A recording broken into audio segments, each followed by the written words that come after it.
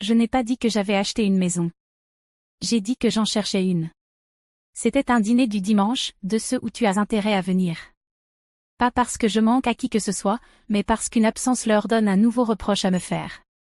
Ma sœur Lorraine parlait déjà par-dessus tout le monde, se plaignant des frais de maternelle, de moisissures dans la cuisine, de sa dernière migraine. Maman hochait la tête comme si chaque plainte relevait de l'urgence médicale. Papa somnolait à moitié derrière le plat de purée. Je l'ai dit entre deux bouchées. Sans annonce. Sans effet dramatique. Je pense à acheter un petit endroit, juste en dehors de la ville. C'est tout. Mais l'air a changé. Les fourchettes se sont figées. Le verre de Lorraine a heurté son assiette un peu trop fort. Même les enfants ont levé les yeux, en pleine dispute pour savoir qui avait volé quel crayon. Maman s'est tournée lentement. Acheter? Je fais que regarder, ai-je répondu, en balayant ça d'un geste. Un cottage, peut-être. 2 chambres. Un peu de jardin. Rien de grand. Lorraine a cligné des yeux. 1 fois. 2 fois. Puis elle a souri. 2 chambres? Elle l'a dit comme si je venais d'annoncer que j'allais vivre dans un sous-marin. Papa a enfin levé les yeux. Tu crois que c'est le moment? Qu'est-ce qui ne va pas avec ton appart? J'ai gardé une voix posée. Rien. Je veux juste quelque chose à moi. Maman a ri doucement, un rire sans aucune chaleur. Eh bien, si tu veux acheter, on devrait en parler. Il y a une maison près du quartier de Lorraine. 5 chambres. Grand jardin. Super secteur scolaire. Je l'ai regardé. Pourquoi j'aurais besoin de 5 chambres? Le silence est tombé, lourd et rapide. Lorraine a répondu à sa place. On s'est juste dit, avec les enfants et tout, ça aurait du sens. Tu aurais de la place. Je n'ai pas répondu. Parce que ce n'était pas nouveau, cette façon qu'ils avaient d'interpréter mon silence comme un accord. Cette façon que les problèmes de Lorraine avaient de toujours atterrir sur mon seuil. Et cette certitude, chez eux, que je finirais par céder. Parce que je l'avais toujours fait. Maman a souri. Martha de l'église dit qu'elle va partir vite. On pourrait aller la visiter ensemble la semaine prochaine. Lorraine a hoché la tête. Elle a même un sous-sol aménagé. On ne te gênerait pas. Pas tu. J'ai baissé les yeux vers mon assiette. Je n'avais plus faim. Je n'étais pas en colère. Je n'étais pas surprise. Mais quelque chose de froid et définitif s'est installé dans ma poitrine. Pas de la rage. Pas du chagrin. Juste, quelque chose de terminé. Eux, ils ne le savaient pas encore. Mais moi, si. C'était le dernier dimanche où je m'assiérais à cette table, à être contournée comme un meuble. Je ne suis pas rentrée chez moi après le dîner. J'ai conduit. Je n'avais pas de destination, juste des routes que je n'avais pas vues depuis longtemps. Au-delà des limites de la ville, là où les maisons deviennent des silos et les clôtures laissent place aux champs vides. J'ai coupé la radio quelque part après la sortie 12. J'ai laissé le bruit des pneus remplir la voiture. Je n'étais pas en colère. La colère, c'est net. J'étais silencieuse. Pas d'un silence apaisé. Un silence comme on s'assoit dedans quand quelque chose se brise sous la surface. La dernière fois que j'ai dit non à ma famille, j'avais 15 ans. Lorraine avait emprunté ma robe, on avait déchiré l'ourlet, puis me l'avait rendue comme si de rien n'était. Quand je lui ai demandé de la réparer, elle a dit à maman que j'étais mesquine. Maman a hoché la tête. Elle a plus de choses à gérer que toi. Je me souviens avoir regardé cette robe, tenant la couture irrégulière dans mes mains, réalisant que j'étais mise en minorité dans une pièce à 3. Ça n'a jamais vraiment changé. Lorraine obtenait les choses, du temps, de l'espace, des excuses. Quand elle échouait, c'était la faute de quelqu'un d'autre. Quand je réussissais, c'était silencieux. Normal. À 22 ans, j'ai décroché mon premier emploi à temps plein. J'ai appelé chez moi pendant ma pause déjeuner. Maman a répondu. Elle m'a demandé si j'avais entendu que Lorraine attendait un bébé. On est tous tellement contents, a-t-elle dit. J'ai répondu, j'ai eu le job. Elle a dit, c'est super, ma chérie. Je dois y aller, le dîner brûle.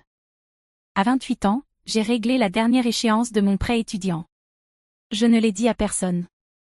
Cela ne valait pas l'écho. L'an dernier, quand le chauffe-eau de Lorraine a éclaté, c'est moi qu'ils ont appelé. Pas parce que j'habitais à côté, ce n'était pas le cas. Pas parce que j'avais des compétences en plomberie, pas du tout. Mais parce que c'est toi la responsable. J'ai viré 100 $ cet après-midi-là. Je n'ai jamais eu de merci, juste un texto 3 jours plus tard. T'aurais 2 minutes pour appeler la banque? Ils sont pénibles. Pénibles. Pas refuse le prêt immobilier. Pas rejette la 3e prolongation. Juste incommodant. C'est le mot qu'ils ont utilisé quand j'ai dit que j'étais trop occupée pour venir à Pâques. Fais pas ta difficile, Mara. Tu sais ce que cette famille représente pour ta sœur. Et maintenant, apparemment, j'étais en train de lui acheter une maison. Je me suis garée près d'une station-service fermée depuis longtemps. Les vitres étaient condamnées. Mais la machine à glaçons devant était toujours là, décolorée par le soleil, fendue. Je suis restée dans ma voiture, regardant le vent renverser un vieux caddie. 2 chambres. Un jardin. Un endroit calme. Je ne plaisantais pas en le disant. Je voulais des matins sans liste d'urgence. Je voulais un café sur un perron sans d'autres chaussures que les miennes devant la porte. Je voulais une vie que je n'aurais pas à expliquer ni à défendre. J'ai ouvert mon téléphone et créé un dossier. Je ne lui ai pas donné de nom sentimental, juste un espace vide. À l'intérieur, des annonces immobilières, des notes sur les taux d'intérêt. Des avis sur les agents, des articles sur les fosses sceptiques et les garanties toiture. Je ne planifiais pas une fuite. Je construisais une porte. Le lendemain, maman m'a envoyé un lien. 5 chambres. Sous-sol aménagé. Quartier scolaire. L'objet du mail disait simplement. C'est celle-là. J'ai regardé le message. Ma poitrine n'a pas brûlé. Elle ne s'est pas soulevée. Elle a coulé. Lorraine a envoyé un texto 10 minutes plus tard. T'as vu l'annonce que maman t'a envoyée? Les jumeaux se disputent déjà pour savoir qui aura quelle chambre. Quelle chambre dans ma maison? J'ai posé le téléphone. Écran face contre le plan de travail. Et je suis retournée à ce que je faisais. Calmement. Silencieusement. Comme si rien n'avait changé. Mais quelque chose avait changé. Je n'ai pas répondu au message de Lorraine. Pas tout de suite. Pas le lendemain non plus. Il est juste resté là. Non lu, mais bien visible. Comme une chaussure abandonnée dans le couloir, que tu continues d'enjamber. Sachant exactement qui l'a laissée là et pourquoi. Parce qu'on s'attend à ce que tu la ramasses. Le vendredi, j'avais 2 appels manqués de maman. Un message vocal. Salut ma chérie, je voulais savoir si t'avais vu les photos. Martha dit que cette maison à 5 chambres qu'on aime bien fait une journée portes ouvertes. On pourrait y aller ensemble. Ne complique pas les choses. J'ai supprimé le message sans le réécouter. Ce mot m'a toujours laissé un goût amer. Il m'avait traité de compliqué quand j'avais demandé à rester à la maison après que le mari de Lorraine soit parti. Quand je ne voulais pas prêter d'argent. Quand je ne voulais pas me justifier. Ça ne voulait pas dire que j'étais déraisonnable. Ça voulait dire que je ne collaborais pas. Ce dimanche-là, je suis venue au dîner comme toujours. À l'heure. Avec une bouteille de vin qu'il ne boirait pas. Portant un pull que maman avait dit un jour adoucir mon visage sévère. Lorraine était déjà installée. Ses enfants balançaient des crayons sous la table. Son mari affalé devant le match. Maman évoluait dans la cuisine comme une chef d'orchestre dans le chaos. Le même bruit. Les mêmes chaises. La même place qu'ils attendaient toujours que je remplisse. J'ai attendu. Qu'on ait passé la salade. Que papa ait marmonné sa bénédicité. Que la pièce soit assez pleine pour contenir un silence. J'ai acheté une maison. Personne n'a bougé. La pièce ne s'est pas tue. Elle s'est éteinte. Comme si un projecteur s'était soudainement évanoui. Maman se retourna. Tu l'as déjà fait? J'ai hoché la tête. C'est finalisé depuis la semaine dernière. Lorraine cligna des yeux. Tu n'as rien dit. Je n'en ai pas ressenti le besoin. Papa leva les yeux de son assiette, le front plissé. Tu n'en as parlé à personne? Je n'ai pas répondu. J'ai simplement plié ma serviette lentement. Puis je l'ai posée sur mes genoux. Maman ouvrit la bouche. Puis la referma. Elle tenta un sourire. On voulait juste s'assurer que tu avais trouvé quelque chose de convenable. Lorraine se pencha en avant, la voix douce. C'est juste, les filles étaient contentes. Je laissai flotter ça dans l'air. Puis j'ai dit. Elles ont un foyer. Ce n'est pas celui-là. Personne n'a parlé après ça. Je n'en avais pas besoin. Il m'avait entendu. Personne ne m'a suivi ce soir-là. J'ai laissé la vaisselle à moitié rangée. Pris mon manteau sur le crochet près de la porte. Et conduit en silence. Ce n'était pas dramatique. Juste propre. Le genre de sortie qui ne nécessite pas de claquer la porte. Parce qu'elle était déjà fermée. Simplement pas l'annoncer. Le lendemain matin, je me suis réveillée avec 3 messages de maman. 2 de Lorraine. Toutes des variations sur le même thème. Tu nous as prises de court. Les enfants sont perdus. Tu n'étais pas comme ça avant. Froide, c'était le mot qu'ils utilisaient toujours quand j'arrêtais de faire semblant. Quand j'étais partie à 21 ans au lieu de rester pour aider à la maison, j'étais froide. Quand j'avais demandé à passer Noël avec des amis une année, froide. Quand je n'avais pas pleuré au mariage de Lorraine. Peu importe que j'ai payé le photographe, j'étais froide. J'ai mis le groupe en sourdine. J'ai bloqué Lorraine pour la journée. C'était comme poser quelque chose de lourd. Que j'avais porté si longtemps que j'en avais oublié la fatigue. Ce soir-là, maman est venue à mon appartement. Elle n'a pas appelé, elle a juste frappé. Des coups secs, comme une ponctuation. Je suis restée derrière la porte, le cœur calme. Je ne l'ai pas ouverte. Elle a frappé de nouveau. Mara, je veux juste parler. Puis, plus bas. Tu n'as pas le droit de nous exclure comme ça. J'ai posé ma tête contre le bois, pris une inspiration. Je ne vous exclus pas, ai-je dit à travers la porte. Je choisis de ne pas vous laisser entrer. Un long silence. Puis des pas qui s'éloignaient. 10 minutes plus tard, un message est arrivé du numéro du mari de Lorraine. Une photo des filles dans leur lit superposées, côte à côte, tenant des pancartes faites main. Tu nous manques, Tata Mara. Viens nous voir bientôt. Je suis restée longtemps à regarder l'écran. Mon pouce a hésité. Puis s'est abaissé. Pas de réponse. 2 heures plus tard, une autre photo. Le berceau du bébé maintenant entassé dans un coin de la chambre de Lorraine. Il se réveille à chaque mouvement. Il a besoin de dormir. S'il te plaît. La culpabilité pesait sur ma poitrine. Comme une main qui n'était pas la mienne. Mais je n'ai pas répondu. Ce soir-là, j'ai ouvert mon ordinateur et renvoyé un mail à l'agent immobilier. Confirmer la date de clôture, le transfert des services, le dépôt des clés. J'ai cliqué sur le dossier que j'avais commencé des semaines plus tôt, celui sans nom. À l'intérieur, plan, prévision budgétaire, projet de jardinage. Une liste d'herbes que je ne savais pas encore faire pousser. J'ai ajouté un nouveau fichier. Intitulé « Vie non partagée ». Puis j'ai refermé l'écran et suis allée me coucher. Je n'ai invité personne à voir la maison. Ni quand j'ai récupéré les clés. Ni quand j'ai arpenté les pièces vides avec l'écho de mes propres pas. Ni quand je me suis tenue dans le jardin. Et réalisé que le silence là-bas n'était pas pesant, juste honnête. Il n'y a eu aucune annonce. Aucune publication sur les réseaux. Aucun message à la famille.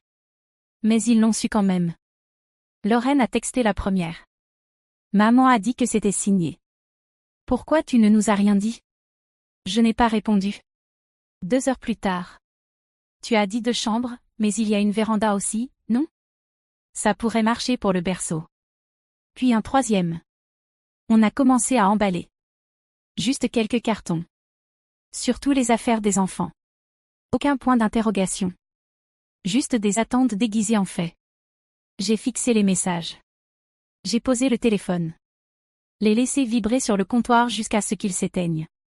Ce week-end-là, en rentrant des courses, j'ai trouvé maman devant mon immeuble. Les bras croisés. La bouche crispée. Elle n'a pas fait signe. Pas besoin. Tu es déraisonnable, dit-elle en me voyant sortir de la voiture. Je n'ai rien dit. C'est ta famille, ajouta-t-elle. Tu n'utilises même pas tout cet espace. J'ai déverrouillé le coffre. Sorti mes sacs. Un à la fois. Mara, ne m'ignore pas. Tu agis comme une étrangère. Je me suis retournée vers elle. J'agis comme quelqu'un à qui on a enfin donné le choix. Elle a eu un léger recul à peine perceptible. Ils n'ont nulle part où aller. Ils ont eu des mois. On pensait que tu comprendrais. Vous ne m'avez jamais demandé. Elle baissa les yeux. Sa voix trembla. Un peu trop parfaitement. Ta sœur est épuisée. Le bébé pleure toute la nuit. Les filles demandent pourquoi tu ne les aimes plus. Je suis restée immobile. Le sac d'orange dans mes mains soudain plus lourd qu'il ne l'était. Tu as toujours dit que tu serais là pour eux, murmura-t-elle. Tu as toujours dit que tu étais celle sur qui on pouvait compter. J'ai hoché la tête. Je l'étais. Alors pourquoi tu fais ça? Je pris une inspiration. Parce que pour une fois, je construis quelque chose qui ne prévoit pas une porte de sortie pour tout le monde. Elle ne répondit pas. Elle regarda simplement au-delà de moi, vers les sacs que je tenais encore, vers l'immeuble où je ne l'avais pas invitée à entrer. J'attendis, mais elle ne demanda pas à monter, et je ne proposai rien. Quand je refermai la porte derrière moi, elle se ferma plus doucement que je ne l'aurais cru, pas de claquement, pas de drame, juste une ligne enfin tracée. Ils n'ont pas arrêté. Quand le silence ne fonctionna plus, ils essayèrent le bruit, pas celui qu'on crie, mais celui qui se répand. Tante chérie l'appela la première. Je ne lui avais pas parlé depuis 2019, quand elle avait oublié mon anniversaire et envoyé un panier de fruits à Lorraine pour le sien.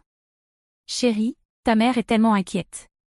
Toute cette histoire de maison, on ne pourrait pas simplement en parler tous ensemble, comme une vraie famille? Je ne répondis pas. Je me contentai d'écouter. Tu as toujours été celle qui gardait la tête froide, poursuivit-elle. Et tu sais que ta sœur traverse une période difficile. Elle a besoin de toi. Je la remerciai pour son appel, puis raccrochai.